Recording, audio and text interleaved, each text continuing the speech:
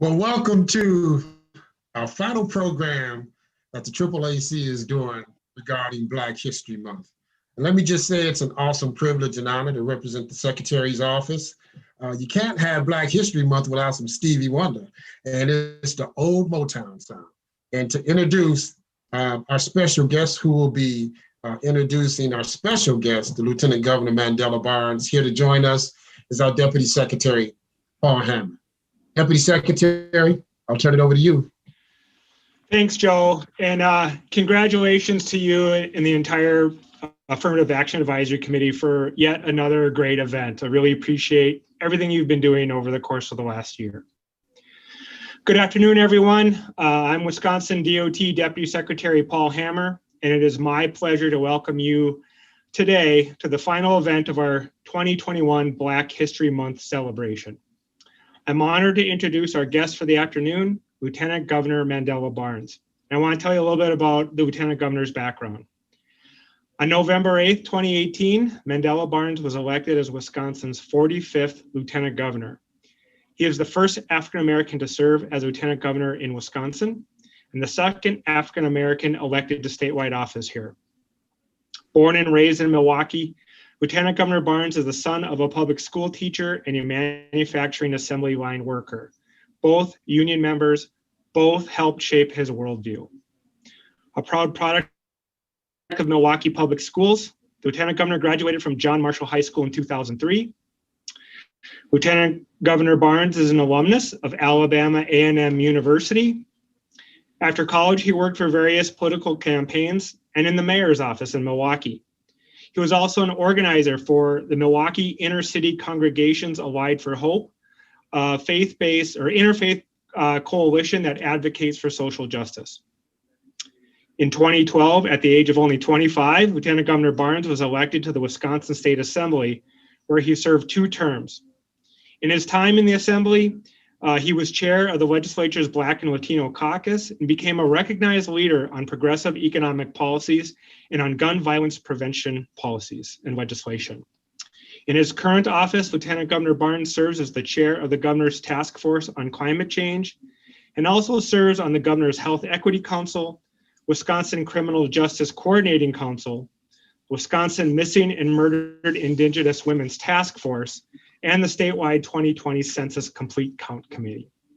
The Lieutenant Governor brings a unique perspective to our Black History Month conversation, and we are very fortunate to have him with us here today. So I know we have some great questions for the Lieutenant Governor, and please join me in thanking him and welcoming him to our event. I'll hand it over to you, Lieutenant Governor. Well, good afternoon. Just want to thank everybody for having me. Really excited to be here. I know that we are going to get into a Q&A portion, and I'm really excited about that. It's good to see my good friend, Joe Davis, former alderman in Milwaukee. We first had a chance to meet. That was over 10 years ago now, 12 years ago when I was an intern in Tom Barrett's office. So it is great to be connected with you again. It's good to see everybody as we close out Black History Month. So I know that the way we're doing this, we're gonna go straight into the Q&A. Yeah, we only got limited time with you, so we're gonna have to be a lot efficient today. Let's do it. All right. And you know, I know you're a sports fan, so this first question is gonna be kind of like the rapid cycle. Give us, let's do it. All right, 5 favorite things you like to do in your personal time in 2 minutes. Favorite things I like to do: I like to run, I like to read, I like to eat and cook. Those are two different things. I know a lot of people that like to eat but don't like to cook. And then the last thing is always the hardest, right? I would probably say I spend too much time online. Okay. and that can be reading too, but I spend a little too much time online. Well, you know, those are interesting, because if you compare that to other people, you probably 3 out of those 5, we have some consistency with it. So yeah, that is very interesting. And I think, you know, most people don't know that you've been involved in the youth movement for some time, even before it was fascist, neighborhood children's sports leagues, all of those other things. So when you talk about health and all those other things, it's all part of your DNA. It's all about, how you came together. But I do want to get into, your background. How did you really, tell us how you got into public service and politics, and which actually accelerated your growth to where you are at now? Well, like I mentioned to you, it started at the ground level. We met when I was an intern, 12 years ago. This is an unpaid internship too, might I add. This was after college. You get paid a little bit more than what you were down at Tom Barrett's office, right? Fortunately. Fortunately. And the thing about that too is I had also had work experience before I took that unpaid internship. So it started at the very, very ground level for me. Right after college, I worked on a campaign as a field organizer.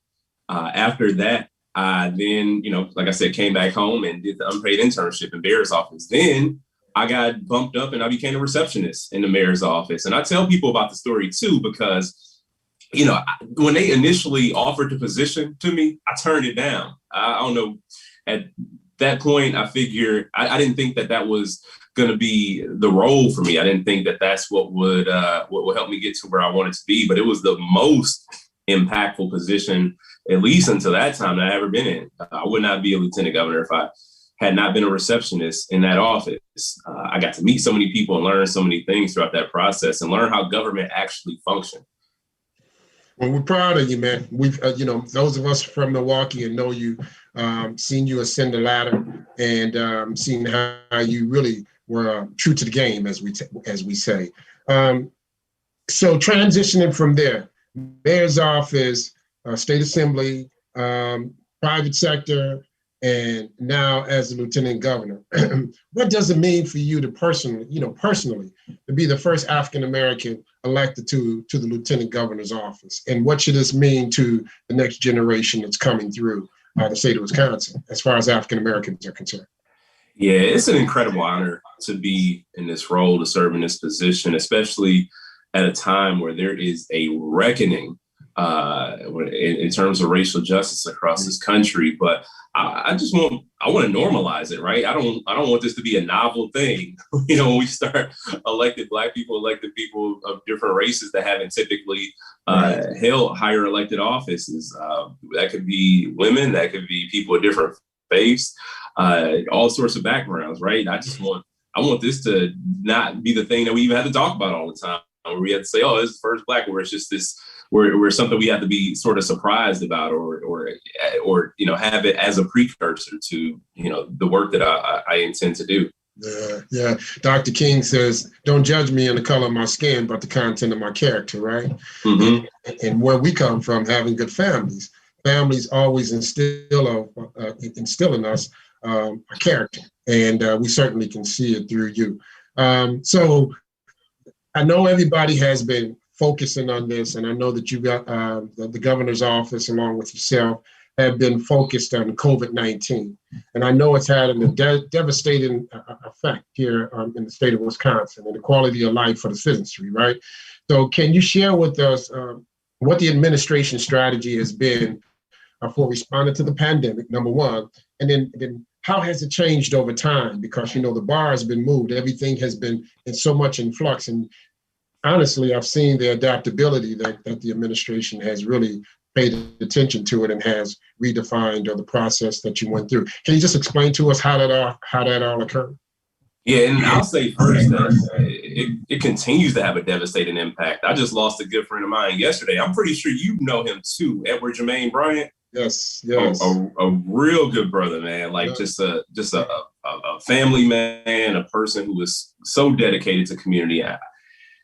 This virus is not gone at all. Yeah. People are still dealing with it. And with that said, the health and safety of people has been and continues to be number one priority in terms of our response, whether it was safer at home last spring or capacity restrictions. And these things probably felt restrictive. I mean, yeah, they were. And because we had a deadly virus that continued to surge through the state, we had a deadly virus, a pandemic that did not discriminate by any means. And unfortunately, it became political, but the virus didn't discriminate.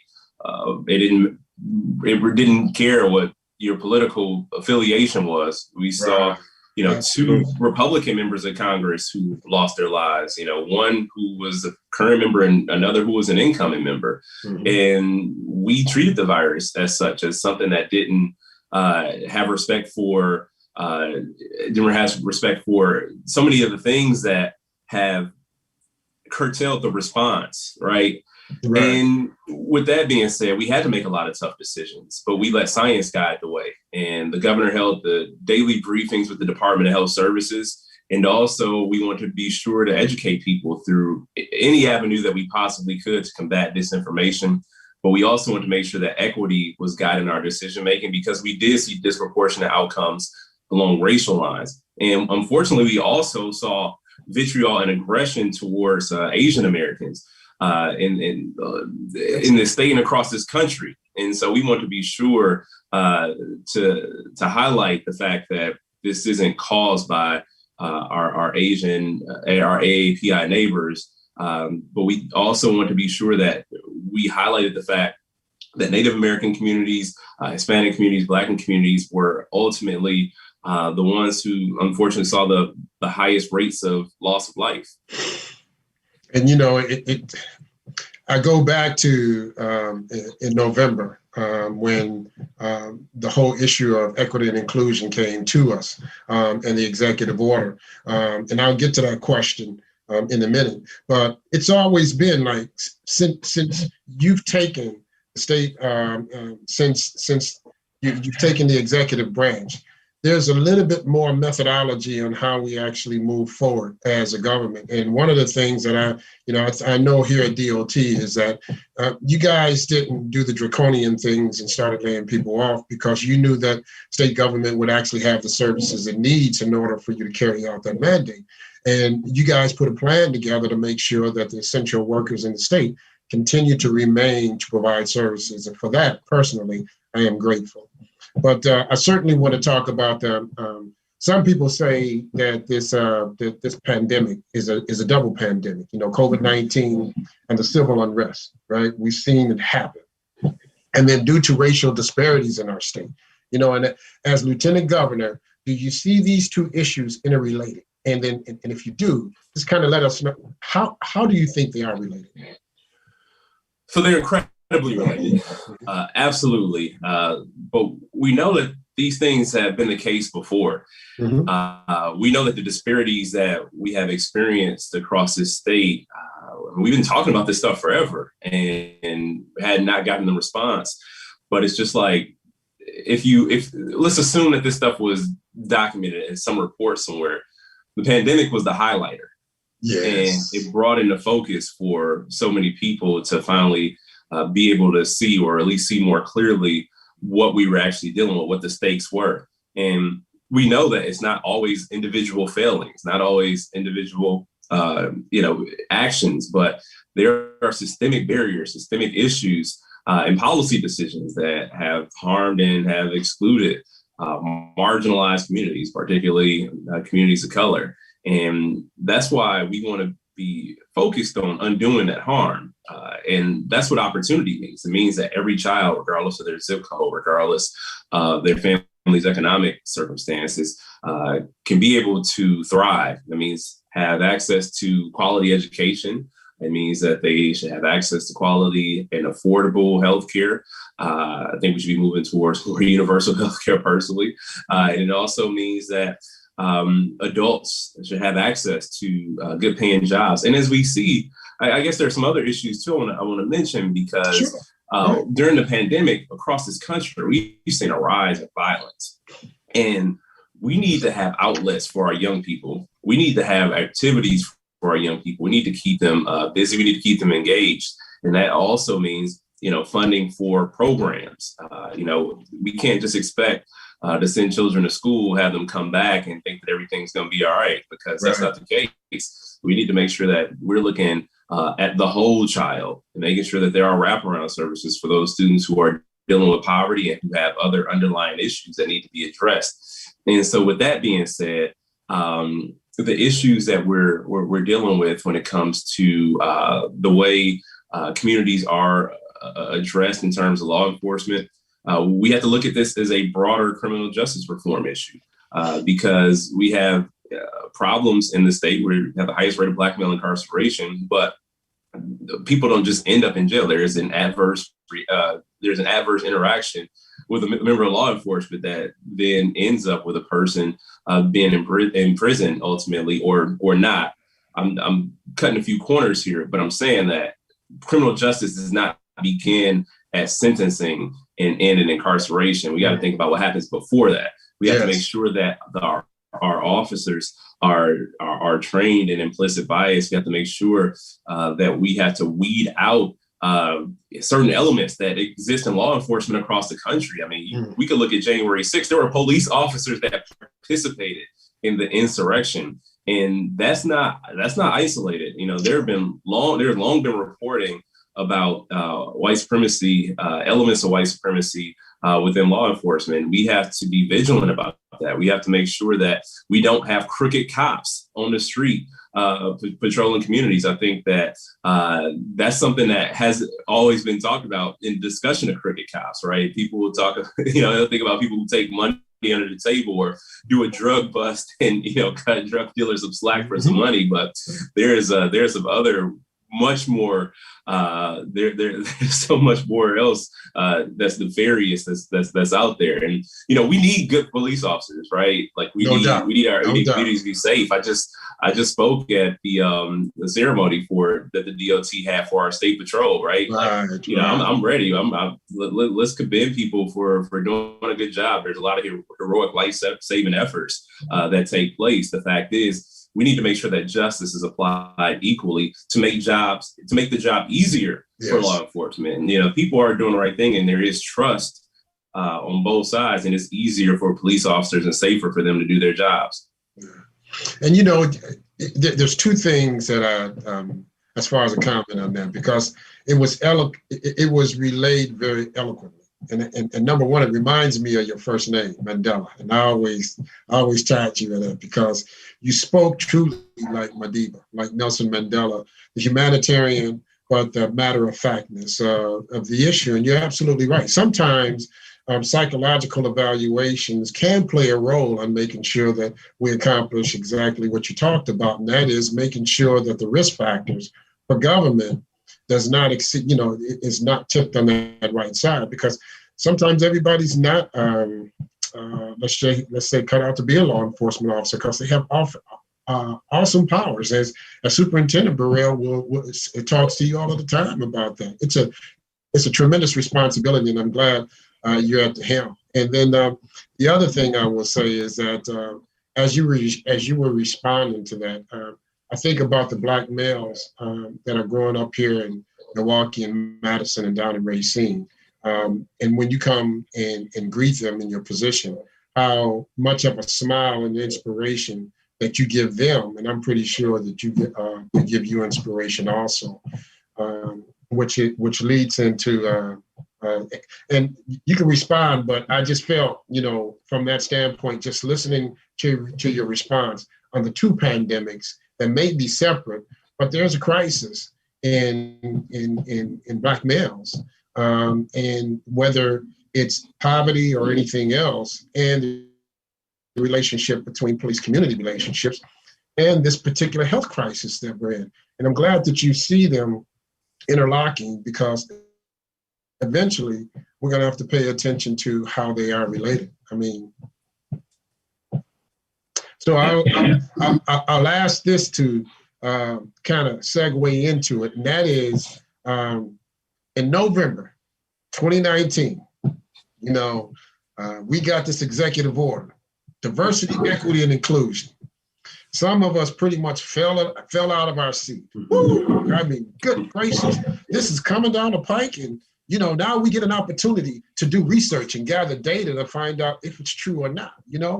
And what are your thoughts about Executive Order 59, its importance, and what do you want to accomplish now that it's in place, and now state government is in the process of putting, acknowledging and also carrying out those mandates? Yeah, it's necessary. I think that we can talk about the need to make Wisconsin a place that is open, welcoming, and inviting for everybody. I think that's important, but it's important for us to do. With the mandatory equity and inclusion training requiring all state agencies to create equity plans and create a new supplier diversity goals for contracts and procurement, because as we know, a lot of contractors have been locked out, haven't been able to get access to work, haven't been able to grow and scale up their businesses as their counterparts have been able to do so for so long. And again, we can't just leave an entire group of people, an entire race of people behind, right? Like, that's ridiculous. Like, we're all in a society together. We all participate in this economy, and the economy works best when everybody is able to fully participate in it. And if you only provide those opportunities for one group of people, especially in the face of another group of people who have not been afforded nearly as many opportunities because of implicit bias, or explicit for that matter, which have been the case for so long. I mean, in Atlanta, I remember, that's the biggest example people use for inclusion in hiring and contracting and procurement, because when they built that airport, they said the airport wasn't going to get built unless it was some Black people who were building it. And so in a state where we lead the nation in so many negative statistics, when we have such high rates of Black male joblessness, highest rates of Black male incarceration, the highest wealth gaps, highest opportunity gaps, Milwaukee second worst in Black home ownership, most segregated city, most segregated state, all these problems, right? It is because of unfair practices that have been allowed to exist and have been allowed to continue to exist in the past. And this is us saying no. People always ask, how are you going to change these things? Well, this is how you change. We lead by example. And when we are able to create pathways for more folks to be able to participate, that is better for the whole. There is a real cost in dollars, and there's a social cost to racism. And whatever has existed in the past, that was then, this is now, and we're doing things completely different. Just understand that I've had the awesome opportunity to work on the plan, and never before have I seen a coalition of folks from different races, different genders, coming together and really taking on this issue that was passed down from the executive branch, because we live and breathe it, and the data shows that we need to take it into consideration. And if the governor is saying that he wants a plan, and he wants a plan for us to institute, I can tell you it's been a pleasure working here at WisDOT and being part of that movement. And I call it a movement because it's a shift away from not having it versus I need you at the table to give us some advice on how to actually look at these things. So thanks for giving us the opportunity. And I'm going to go into the chat box real quick. There's one question, and I think we have got about 7 more minutes, but I'm going to say we've got about 4 more minutes, because I want to give you an opportunity to just tell us, before you leave, if you got any closing remarks before you go, because I want to be conscious of your time. I know it's a busy time for you in this space. So out of the chat box, it comes from Franklin Marcos.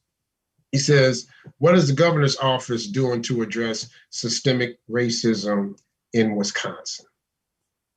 Yeah, I think the last question, even the executive order about equity and inclusion, is about the state leading by example. And it is also us, or the governor, I should say, just reforming the way that we do business, just doing things completely different. You look at the appointments that the governor has made. We have the most diverse cabinet, I want to say, in the state's history. We have the most Black people appointed to leadership positions, Superintendent Burrell. Yes. Carolyn Stanford Taylor, who is the superintendent of public instruction. You have the amount of judges. You get the first Black judge in Winnebago County right now. a number of, like, so many different Black judges who've been appointed all across this state. And it has not looked like this before. And even with the equity and inclusion, or excuse me, the Governor's Advisory Council Equity and Inclusion that is a part of that executive order as well. It's not just the governor saying, this is my plan, because we know the governor's my friend, but he hasn't had those experiences. But what he does have is the mind to say, all right, I'm going to gather some of the smartest people around the state, people who have done this work since long before I got here, and I am going to ask them for help. And that is not easy to ask people for help. And the governor was selfless in that way, and making sure that, recognizing that it's not on people of color to solve racism. However, it is important to have the experiences and let this work be guided by people who have either experienced racism or people who are actively combating it within their own lives. And do you feel that it's going to take a cultural collaboration in order for us to address these things? Oh, absolutely. I think we definitely have to. We certainly have to. And it's not just a one thing that we can do. It's a lot that we have to do to make this work. So, final question, and then your closing remarks, because I know your staff has. We talked about this, and they've been very gracious of your time. This is for you, and this comes from Andrew Schwartz. He says, "What have you learned about the intersection of climate inequality as it relates to transportation infrastructure in your role as chair of the governor's task force on climate change?" Yeah, thank you. I think it's less of what I've had to learn, but more of what I've been able to help express. Just given this role, given the position, been able to talk about this stuff more, been able to talk about how, highways built through certain neighborhoods in the past, very intentionally disrupted communities, and it had a lasting impact because communities are still there to a large degree, but they're also subject to pollution, for instance, and that can be sound pollution as well. I represented in the assembly an area that bordered Glendale and Milwaukee, and I represented the Glendale and the Milwaukee side. And I remember speaking to somebody in Glendale that talked about the noise that came from the highway and how they organized and were able to get sound barriers put up. Now, if you've been down that stretch of I-43, that sound barrier doesn't really go into Milwaukee, but he talked about how that sound impacted young children, animals, right, like pets and stuff. And they actually commissioned studies that show how children's learning was impacted by this noise. But at the same time, I believe him that this is true, and I'm glad they got that sound barrier put up. But it's not the case once you creep more into the Milwaukee area. So these are some of the ways that our children continue to be disadvantaged in certain ways, and we have to be conscious about the infrastructure. And that's why through the Climate Change Task Force, we led with equity, we led with environmental justice, and we were very, very intentional about talking about discussing environmental racism. So we need to wrap this up. So give us your parting words, and it's been a pleasure actually having you here. So I'm very interested in hearing what you got to say, because we'll catch you when you're back here in Milwaukee. The pleasure is all mine. I'm really happy to be here. I'm excited about all the work that DOT is doing. I'm excited to be a partner. I'm excited to be a part of this administration because we are taking this state in a new direction. The fact that we're having this Black History Month program and being able to share a few moments with you all is a testament to the dedication that the agency has for a more fair, just, and equitable Wisconsin. So again, thank you all for your work. I know it's been an incredibly difficult year. I know we've been facing some extreme challenges, but we are all going to get through this. And the only way we get through it is when we do it together.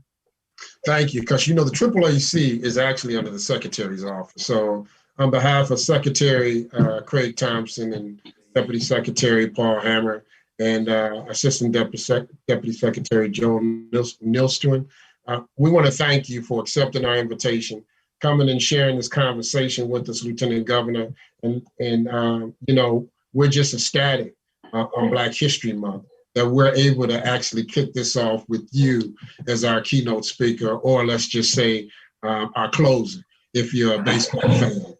And I'm looking forward to you doing greater things. And I know that those of us who have been charged to do Black History Month, we couldn't think of a better way to actually celebrate it with you coming on board and sharing this conversation with us. So thank you so much for your time, and we certainly appreciate all that you do. Thank you so much. Real good to see you. Oh, my pleasure, man. I'll talk to you later. All right, take care. Thank you, sir. All right. What an amazing conversation. And it is not done yet, because what we want to do is we want to wrap up this Black History Month. So I'm going to ask our Deputy Secretary, Paul Hammer, to join us again, along with AAAC members and Black History Month work group members,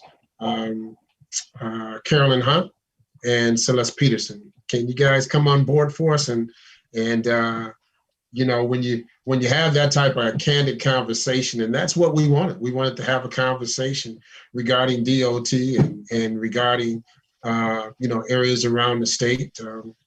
It's so awesome, Deputy Secretary Hammer, to have this opportunity as a AAAC under the Secretary's office to engage in things like this. I remember you got this email, and this email said, "Hey, you guys aren't doing anything. Just because we're in a pandemic, that doesn't mean we can't do anything." And I remember us getting that email saying, you know, guys, step it up, because this is what we entrust you to do.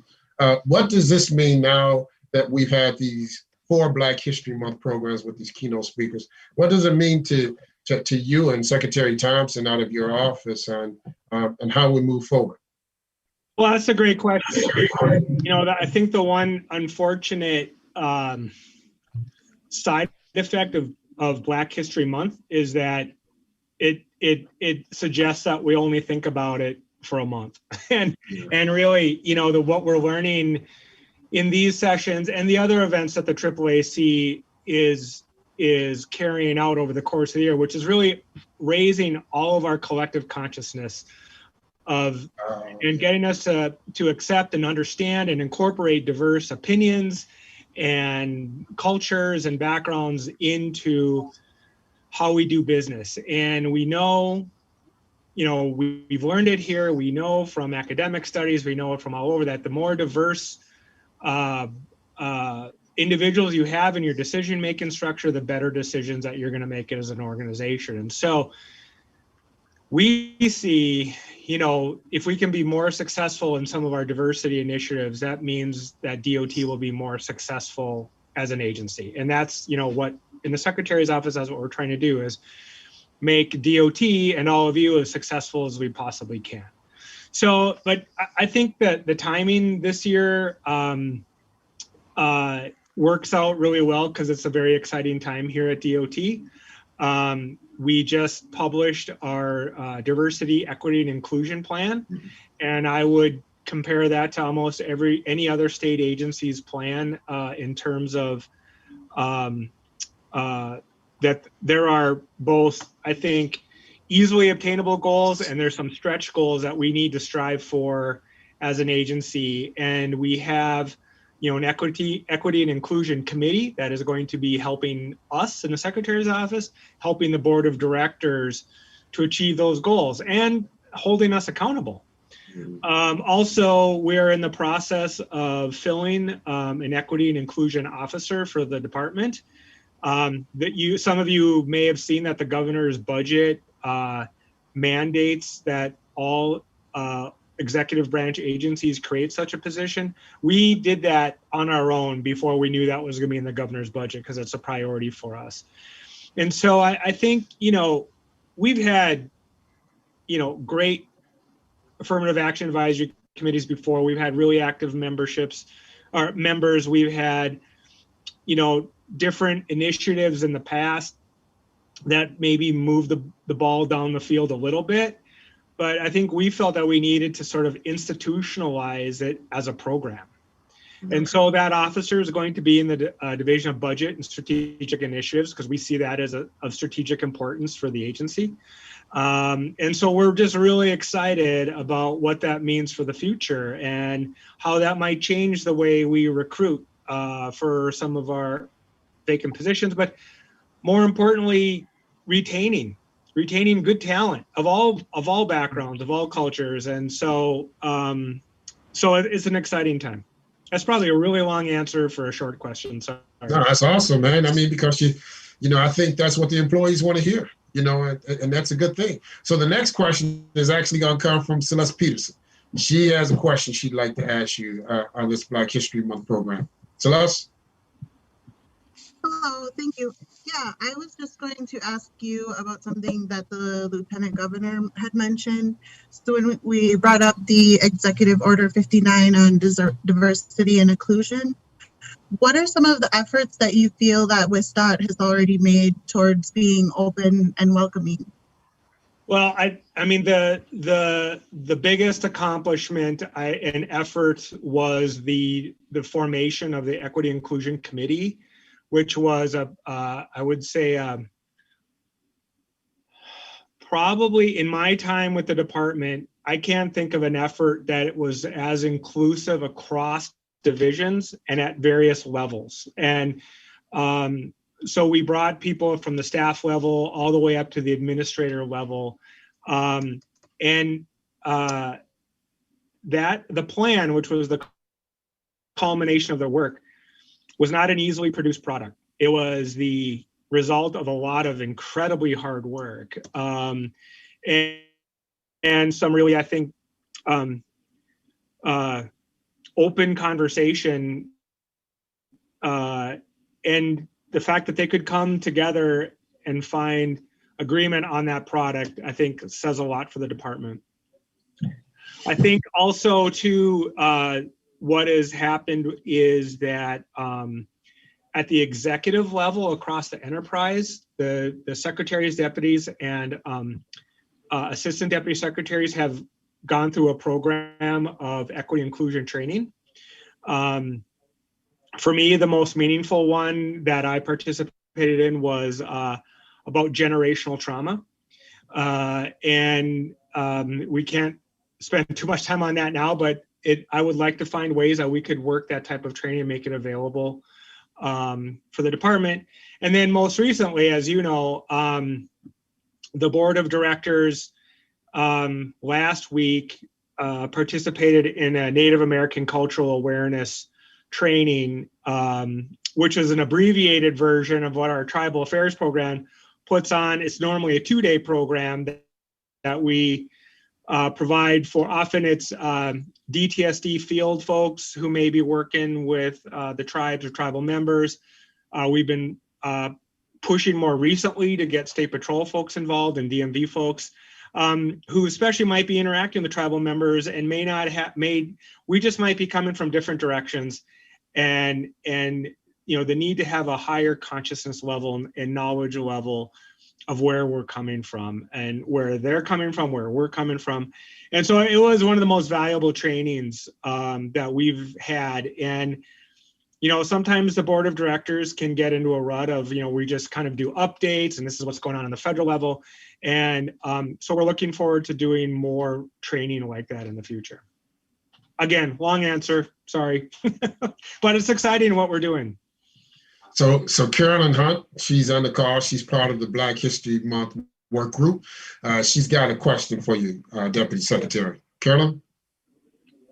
Deputy Secretary Hammer, thank you so much for your support of our events throughout this Black History Month. I have a question for you related to the fact that with the events that we've had, we've been able to showcase our ACE program, which allows disadvantaged and then those who are underrepresented the opportunity to have some exposure to aviation in high school. We have the trans program, which looked at women in construction. And then we have the DBE, which then puts minority businesses in touch with businesses where they can actually partner. DOT has been very engaged in partnering with private public relationships. Can you tell me why DOT believes that that's important to have those partnerships?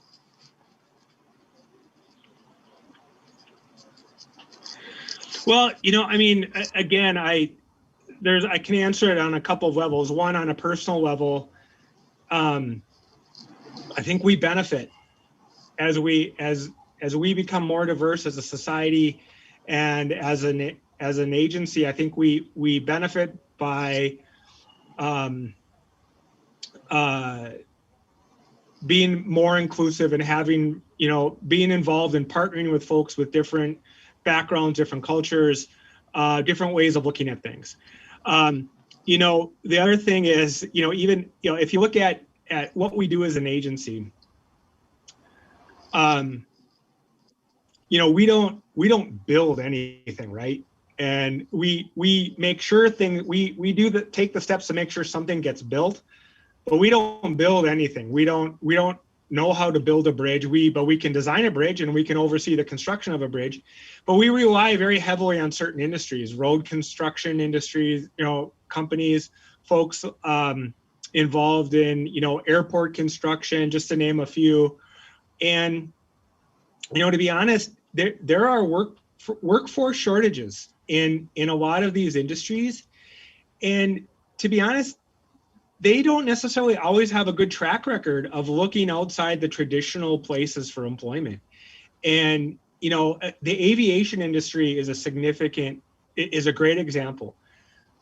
In the next 10 to 15 years, there's going to be a dramatic shortage in pilots, flight attendants, mechanics. And if you look at the profile of their industry today, they're overwhelmingly white people. And, so building these relationships actually helps, and having a program like ACE actually helps meet our need as an agency to have viable, thriving companies. And so that's one example. The other thing is, on the DBE front, we're required to have a DBE program if we accept federal funds. And so, I would say some states put a lot of effort into their DBE programs. We, I think, are striving to be better and have more aggressive goals and actually achieve our goals. But sometimes it's hard, and sometimes it depends on the types of construction work in our program and the capacity. If we're doing a lot of projects in far northern Wisconsin, sometimes it's more of a struggle for us to get DBE firms on those projects.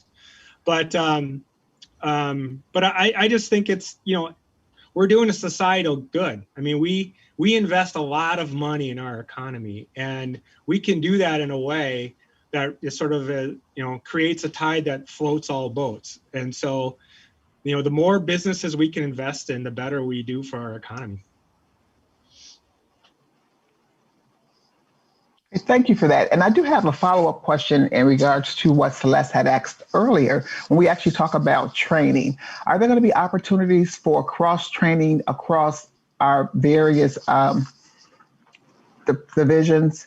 For example, I know that the training that you spoke of, the building bridges on the road to cultural interchange and insight, that is a 2-day program that is now being offered by DTSD, and they've recently opened that up. Will there be additional opportunities where a particular division has a program that will become available to those of us who are not in that particular division, so that we can actually learn and grow and develop? I'm going to say yes. What I'm more concerned about is we don't have enough content that would be of interest to some folks. So I would like to identify where we can do that and make it available. The struggle we have sometimes is we have some folks who are in a very production-oriented job, and it's hard for them to take that time to do that.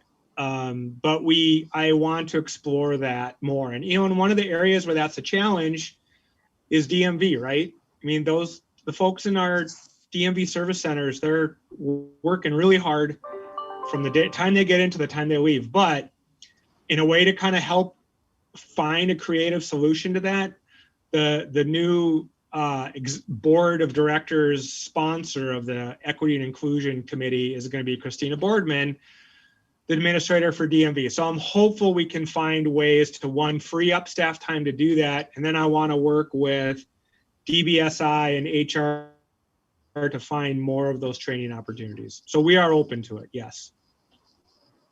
And then I think Celeste has a follow-up question that she was so excited that you answered that one question on her behalf.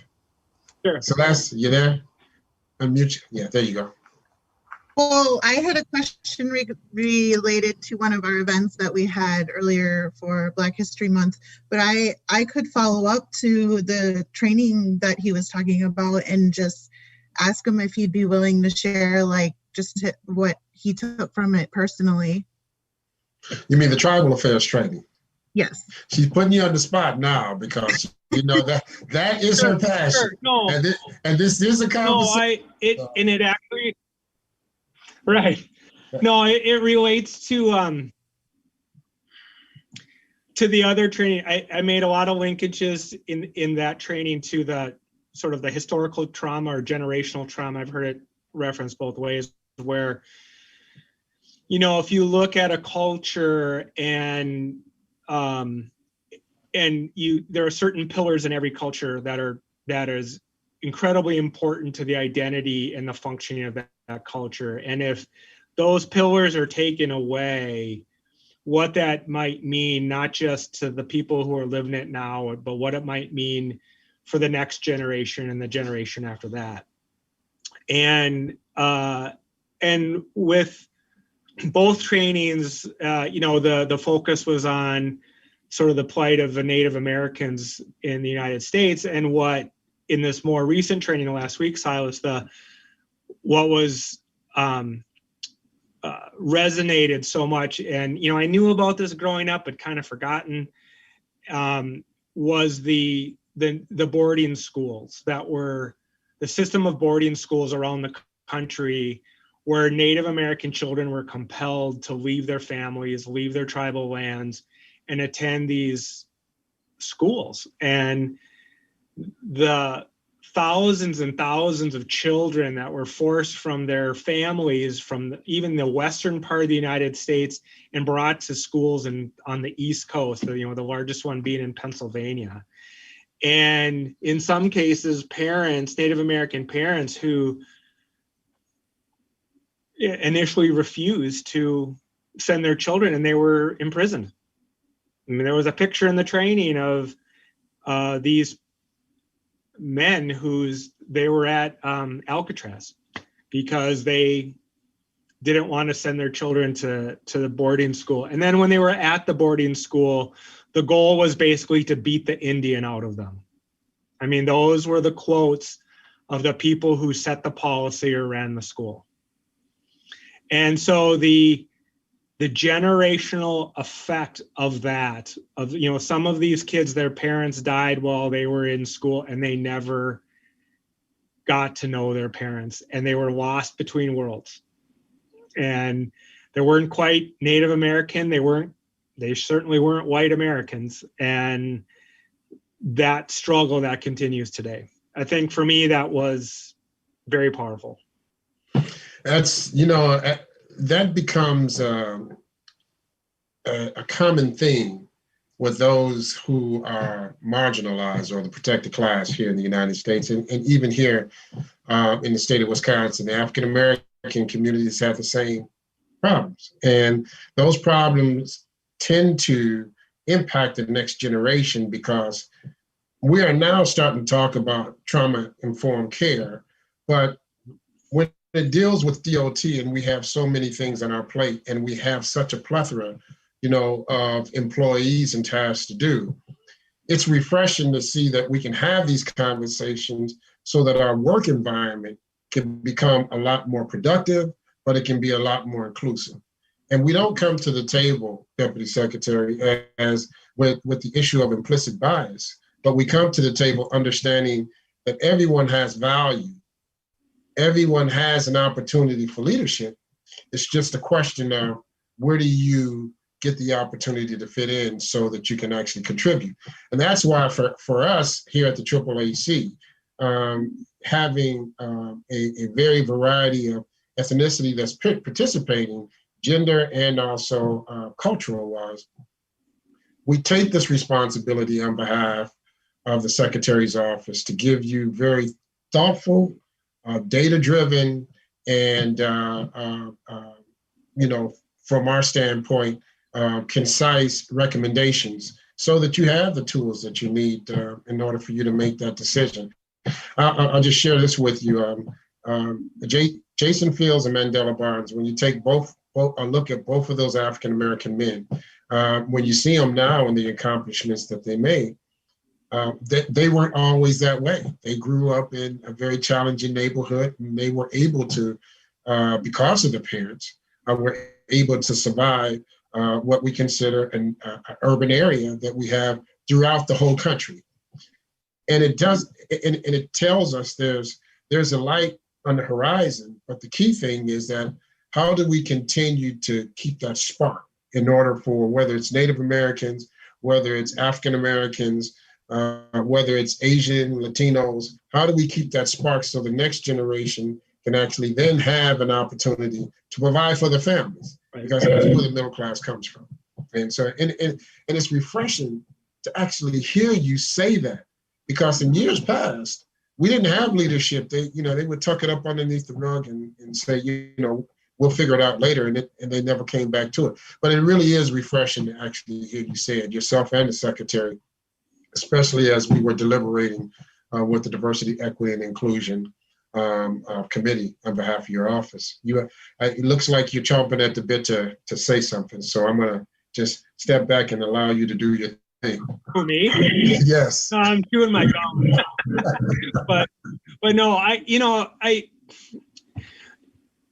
what I appreciate about the AAAC, it's always been a very valuable organization, but what I'm very appreciative now is that as an organization, you guys are pushing us a little bit. And, I've been with the department a long time, and I can see that just, in general, we're making progress, but progress doesn't necessarily mean good enough. And we could always do more, and we could always be more thoughtful in the things that we do and say.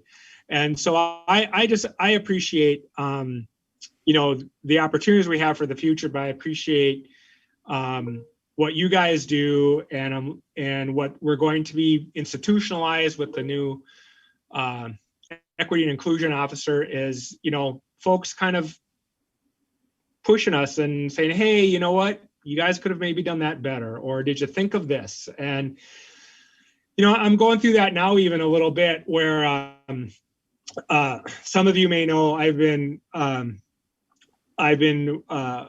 working for the second time on the state's response to the pandemic. And I won't go into a ton of detail, but what I'm working on now is bringing up a number of state-run community vaccination clinics. And as like everything with the pandemic, we're moving way too fast. We're having to make decisions more quickly than we normally would in a normal business operation. Mm-hmm. But DHS wants to make sure, Department of Health Services, that we are thinking about equity in how we do our business. And so I had a meeting yesterday with this team that's all they're working on is equity issues with regard to the pandemic. And at our clinics, we have one open now, and we're going to bring up 4 more. We want to, as most of you know, only certain folks are eligible for vaccines right now. And so in general, we ask people to somehow, when they come to the clinic for a vaccine, show us that you are who you say you are. So I don't care if it's an ID, an official ID, but if Paul Hammer has an appointment, I should at least be able to show that I'm Paul Hammer. And if I'm a firefighter, I have an identification that shows I'm a firefighter. But we know some people are going to get there and they've forgotten their wallet. And if they've gone through the trouble of getting to the center, to the vaccination clinic, they may have taken transit. They may have done a transfer to get on transit to get there. We're going to give them a vaccination, but we at least have them go through an attestation form that basically says, I am who I say I am. I'm have the profession that I say I have, and sign your name. And so there's, and so we can always say the state is doing its due diligence, but they walked us through that form, and there are certain questions on there and pieces of information that, like, well, if you come from this background, you might be really hesitant to sign that or to say that. And so we think we're still going to do this, an attestation form, but maybe we could do it in a way that's more conscious of sort of diverse backgrounds. And so, even though I'm thinking we're doing all the right things, I didn't think of that. So we just got to find ways to be more aware and more conscious, and it's just strive to do better. Well, Deputy Secretary Hammer, let me say this. I appreciate you taking the time with us to actually close out Black History Month. I am not going to be the chairman of the AAAC that keeps you from meeting your timeline of 3 o'clock. So I just want to say thank you. And if you got to run out of there like Bugs Bunny, or the Road Runner, you can just do your thing and get to your next appointment. But it is, and I speak on behalf of the whole AAAC, it is an honor that the Deputy Secretary out of the Secretary's office, which is assigned to the AAAC that we serve under, would take this time to really close out this this event, and we have more to come, and I'll speak on that. So thank you, sir, for your participation, and we always appreciate your support. You've always been there for us, and we're certainly going to be there for you. Well, you're welcome, and it certainly was my pleasure, and my honor to be here. I'm the one who's lucky to be involved, not the other way around. So I really appreciate the invite, and congratulations on a great event. Thank you, sir. Thank you, sir. So I'm gonna, as we close this thing out, there's a couple of things that I want to share with you.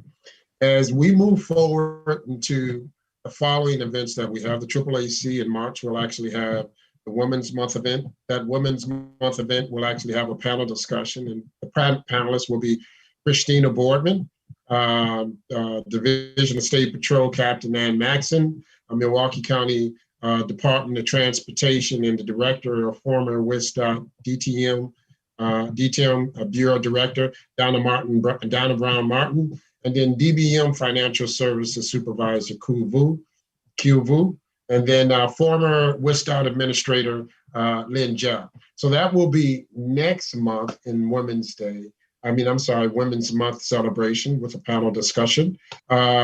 Continue to check your emails because we will be sending things out that way and keeping you informed. And then in the month of May, we will be celebrating Asian Pacific Islander Celebration Month.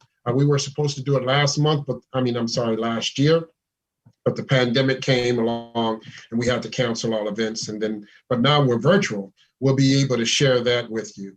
And the AAAC is very proud to actually put together a work group who will actually then work on that event also. And then finally, as I close, let me say this. Black History Month means a lot to me as an African American. Growing up here in the state of Wisconsin, I have been and seen the privilege of knowing a lot of good people in this state. And inclusiveness and also diversity is not a bad word. Actually, it's really a word that I've asked the Lieutenant Governor, and that is diverse populations can collaborate in order for the environment that we work in to be the greatest environment and the most productive environment that an organization can provide for its employees. So let's work together. Let's know each other. Let's talk to each other. And let's get this mindset of division out of our vocabulary. And let's put together a great workplace. And that's going to take a lot of training because we do have implicit bias. And it's just a reality of this great country that we live in, but it doesn't mean that it has to be the norm. We want the exception to occur. So on behalf of the AAAC and its members and all of the folks who are involved in this, we certainly want to make sure that we give you thanks for attendance. And I know that OPA, I want to thank, this could not have happened with the participation of the Office of Public Affairs. And let me tell you, from the technology all the way to the sound that you see, and also making sure that we paid attention to everyone that is here. It has been a collaborative effort. So we do appreciate everyone who has come together to make this particular function this month as productive as it was. Hopefully you enjoyed yourself. Hopefully you learned something. And we will be giving out prizes for the best camera dancer when Stevie Wonder came on with this, with the music. And we certainly won't share it with anybody. But we want to thank you for your attendance.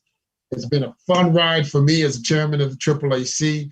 There is nothing better where I would want to be at than to be with the employees, not only to inspire you, but to work in collaboration with you. And all of the administrators, thank you all for your leadership. And then finally, I can't thank Secretary Thompson enough for his support. He's been there for us, and we certainly appreciate it. So on behalf of the AAAC, have yourself a great day, and we'll see you the next time. Take care.